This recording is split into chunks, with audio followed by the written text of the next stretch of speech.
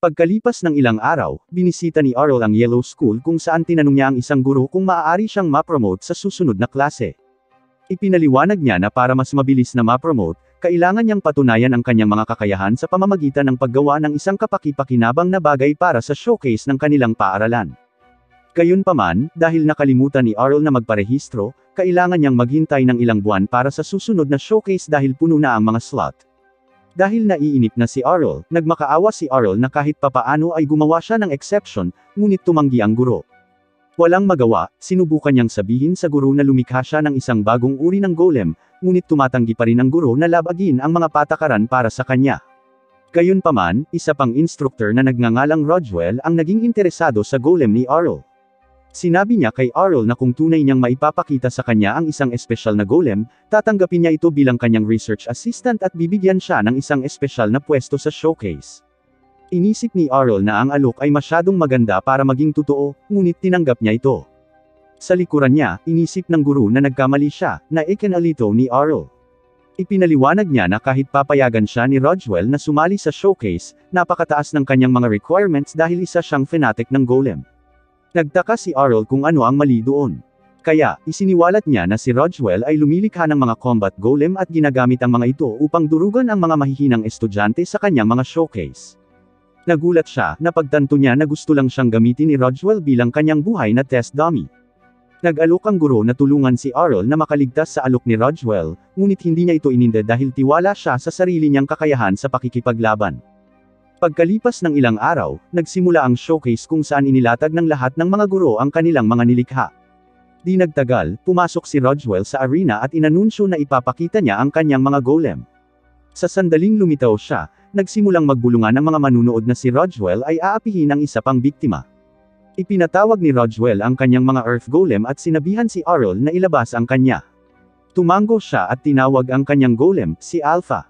Habang naglalakad palabas si Alpha, nagulat si Rodwell nang makitang gawa ito sa purong metal.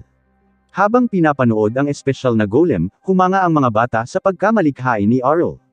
Habang iniisip ni Rodwell na ang metal golem ay masyadong mabigat para malayang gumalaw gamit ang earth magic, iniisip na may tao sa loob ng suit of armor, tinanggal niya ang ulo nito, ngunit natagpuan itong walang laman sa loob. Matapos hawakan ang ulo, napagtanto ni Rodwell na ginawa ni Arl ang kanyang golem mula sa isang magaan na custom alloy. Naniniwalang ang magaan na metal ang nagpahina sa golem ni Arl. Inutusan ni Rodwell ang kanyang mga earth golem na umatake. Habang sumusugod ang isa sa kanyang mga golem, kumuha si Alpha ng fighting stance.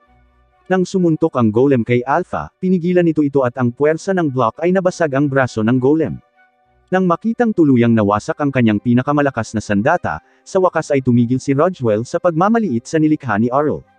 Nang muling tumubo ang bali nitong braso, inutusan niya ang iba na patigasin ang kanilang mga katawan. Dahil sa pagtaas ng lakas at maraming pag-atake, naisip ni Rodwell na walang paraan na maipagtatanggol ni Alpha ang lahat ng paparating na pag-atake gamit lamang ang dalawang braso. Gayunpaman, tumawag si Arl ng ilang espada para kay Alpha, kaya buong kumpiyansa itong kumuha ng sword stance. Naisip ni Rodwell na isa itong masamang galaw at ipinadala ang kanyang mga golem para umatake. Sa paanuman, nabasag ni Alpha ang lahat ng kanyang mga charging golem gamit lamang ang isang sword slash, na nag-iwan sa kanya ng lubos na pagkagulat. Naisip ni Arl na isa lamang itong simpleng slash, ngunit sinabi sa kanya ni Rodwell na ang isang advanced sword technique na tulad nito ay dapat naganap na imposible para sa isang golem. Ipinaliwanag ni Arl na kahit na ang mga normal na golem ay hindi maaaring gumamit ng mga espada, nilikha niya si Alpha na may espesyal na magaan na metal at mga flexible joints na nagbabawas sa pagkonsumo ng mana nito at nagpapataas ng paggalaw nito. Habang tinatapos ni Arl ang kanyang paliwanag, naunawaan ni Rodwell ang loika sa likod ng kanyang trabaho, ngunit hindi pa rin siya makapaniwala na nagawa niya talaga ito. Tinanong ni Arl kung sapat na ang kanyang pananaliksik upang maging kwalipikado para sa promotional exam, ngunit ipinaliwanag ni Rodwell na hindi pinapayagan ang mga assistant na kumuha nito. Gayunpaman, sinabi niya na maaari niyang makuha ang promosyon sa kanya ng headmaster kung sasali si Arl sa kanyang golem laboratory, kaya tinanggap niya ito ng walang pag-aalinlangan. Matapos makuha ang promosyon sa Yellow School, tumungo si Arl sa White Institute para sa isa pang promotional exam. Doon niya binati ang instructor na si Kaide. Nang mapansin ni Arl ang kanyang nakapikit na mga mata, tinanong niya kung ayos lang ba siya. Ipinaliwanag ni Kaide na ayos lang siya dahil natural siyang bulag, ngunit nararamdaman niya ang mahiwagang enerhiya sa loob ng mga bagay at ibang tao. Gayunpaman, nang aktwal niyang makapasok sa katawan nito, nakakita siya ng bilyong iba't ibang walang hanggang enerhiyang mahika sa loob. Dahil sa labis na pagkamangha, napaisip si Kaide kung ayos lang ba si Arul. Kaya, tiniyak niya rito na ayos lang siya. Sa wakas, nagpa siya siyang huwag pansinin ang mahiwagang enerhiya sa loob ng katawan nito at dinala siya sa trial slate. Pagpasok nila sa isang madilim na kuweba, ipinaliwanag ni Kaide na maraming kalansay ng mga mandirigmang namatay ang dating naninirahan doon, ngunit ang kanilang mga buto ay nabuhay nang mapuno ang kuweba ng mana. Upang simulan ang paggalugad, gumamit si Arul ng isang light spell, kaya binalaan siya ni Kaide na ang mga undead ay naaakit dito. Di nagtagal, sinugod si Arul ng mga kalansay ng undead, ngunit agad niya itong binura gamit ang isang holy ray at nagpatuloy sa pagbaba. Sa huli, kinailangan ni Kaide na mabilis na maabutan si Arul. Tinanong niya kung ang pagsusulit ay nagpapatuloy sa mas malalim na bahagi ng kuweba, ngunit ipinaliwanag ni Kaide na nakapasa na siya dahil ang kinakailangan ay talunin lamang ang ilan sa mga undead. Bagamat nag-aalala si Kaide na maubusan ng mana si Arul pabalik, tiniyak niya sa kanya na hindi pa niya nagagamit ang kahit 1% nito. Bigla, isang malakas na undead ang sumalakay sa kanila mula sa likuran. Kaya, itinulak ito pabalik ni Arul gamit ang isa pang Holy Ray spell. Habang nag-aalala si Kaide sa makapangyarihang kalansay na ito, nagsimulang magpakilala ang undead sa kanila. Sa kasamaang palad, patuloy itong pinasabog ni Arul ng mas maraming Holy Ray, na pumipigil dito sa pagbanggit ng sarili nitong pangalan. Habang sinusubukan ng kawawang undead na huminga, gumamit si Arul ng mas malakas na Holy Cross spell, na tuluyang nagsunog dito. Naramdaman ang hindi kapani-paniwalang kapangyarihan ng skill, sinabi ni Kaide kay Arul na natalo niya ang isang white, na isang high-ranked undead variant. Namangha rin siya na kaya nitong gamitin ang Holy Cross dahil ito ay isang teknik na tanging mga bihasang exorcist lamang ang makakagamit. Gayunpaman, naisip lamang ni Arul na ang skill ay medyo mas malakas kaysa sa Holy Light, na nagpatahimik sa kanya. Maya-maya, tumungo si Arul sa Black School. Habang nag-aaral siya ng ilang libro, biglang sumugod si Lat-Alia sa kanya at dahil sa reflex ay pinatumba niya ang ulo nito. Habang nagmamadali siyang kunin ito, nadismaya si Arul na walang anumang promotional exam ang Black School. Ipinaliwanag ni Lat-Alia na dati silang nagkaroon nito, ngunit nagbago ito nang bumagsak ang sistema ng kanilang paaralan. Habang nagrereklamo siya tungkol sa kakulangan ng mga estudyante, napansin ni Arul kung gaano kawalang tao ang gusali. Pagkatapos ay tinanong niya ito kung ano ang nasa likod ng pinto sa likod ng reading room. Dahil walang laman ang silid sa kabilang panig, isiniwalat ni Lat-Alia na ang silid ay talagang isang testing lab kung saan maaaring subukan ng isang miyembro ang kanilang itim na mahika. Habang ang ibang mga paaralan ay malayang maaaring subukan ang mahika sa labas, ang itim na mahika ay kailangang gamitin sa loob ng bahay dahil pinapaikli nito ang buhay ng mga tao. Dahil may bakanteng silid na magagamit, nagpasya si Arul na gamitin ito bilang demolition arena upang subukan ang mga advanced spell. Maya-maya, kumuha siya ng isang libro sa loob ng bakanteng silid, ngunit hindi siya dito pamilyar. Habang binubuksan ito ni Arul, biglang umilo ang libro at nabulag ang kanyang mga mata. Gayunpaman, nang mawala ang liwanag, ang libro ay naiwang walang laman. Napagtanto ni Arul na ang mahiwagang liwanag ng libro ay tumagas sa hangin, kaya sinimulan niya itong hanapin dahil ang aura ay parang masama. Pagkatapos ay nakakita siya ng isang lalaking lumulutang sa hangin, na nagpasalamat sa kanya sa pagpapahintulot sa kanya na makatakas. Nang tanungin ni Arul kung siya ay isang demonyo, kinumpirma ito ng lalaki. Nagpasalamat ang demonyo kay Arul dahil siya lang ang taong matagal nang nag-abalang hawakan ang librong nagseselyo dito. Upang pasalamatan si Arul sa kanyang pabor, inalok ng demonyo na bigyan siya ng regalo. Sinabi sa kanya ni Arul na hindi siya interesado, kaya ang demonyo ay ngumiti ng may pagbabanta. Sinabi niya kay Arul na kailangan niya ng isang sakripisyo ng laman at dugo upang makauwi sa kaharian ng mga demonyo bago siya sumugod upang umatake. Madaling hinaranggan ni Arul ang atake ng demonyo bago gumanti gamit ang kanyang sariling wand. Habang sinusubukan niyang gumamit ng explosion spell, nabigo ito. Kaya, isiniwalat ng demonyo na nakulong niya siya sa loob ng isang magic ceiling barrier.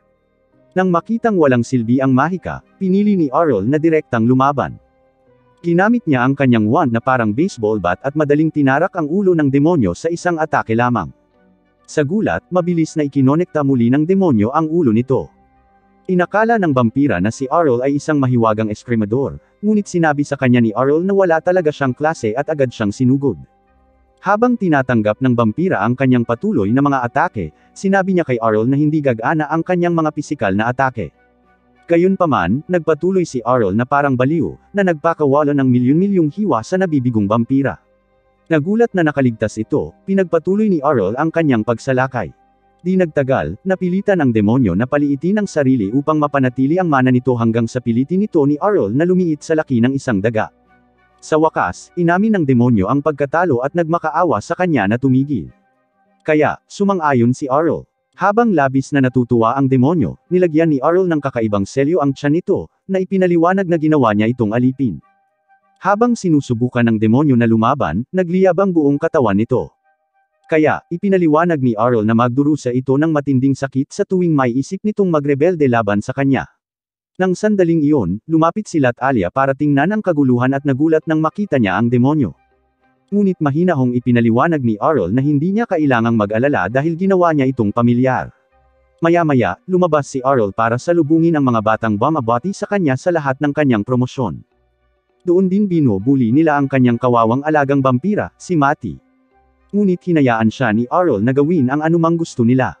Sinabihan ni Arl si Matty na bumili ng tanghalian, kaya umalis siya matapos masunog muli. Habang papunta si Matty sa cafeteria, nanumpa siyang kakalas sa kontrata ni Arl at pagbabayaran ito.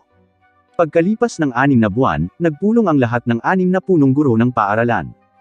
Doon, ipinaliwanag ng isang opisyal sa lahat ng punong guro na ang kanilang mga paaralan ay makakatanggap ng taunang budget at sponsorship batay sa bilang ng mga estudyante at kawani. Habang binabasa niya ang budget ng Black School, nagreklamo ang punong guro na si Black na ang kanyang paaralan ay nakakuha ng 40% na bawas sa mga mapagkukunan. Ipinaalala sa kanya ng opisyal na mas mababa ang kontribusyon ng kanyang Black School kaysa sa lahat ng iba pa, kaya makatarungan lamang na mas kaunti ang kanilang nakukuhang resources, habang si Black naman ay nalungkot na hindi na niya mapundohan ang kanyang pananaliksik. Kinwestiyon siya ng punong guro ng Red School si Red Aura dahil sa paglalaro niya gamit ang kanyang mga masasamang spell. Samantala, itinuro ng punong guro ng White School na si Wito na ang itim na mahika ay likas na mapanganib, kaya dapat nilang isaalang-alang ang pag-alis ng paaralan ng buo. Mabuti na lang at ipinaliwanag ng opisyal na hindi siya gagawa ng ganoon kalaking hakbang sa pulong na ito at sinabi sa kanila na ang kanyang budget ay sasailalim sa isang huling pagbabago habang inihayag niya na ang mga paaralan ay maaaring makatanggap ng dagdag na halaga kung maganda ang kanilang performance sa paparating na 6 School Magic Contest.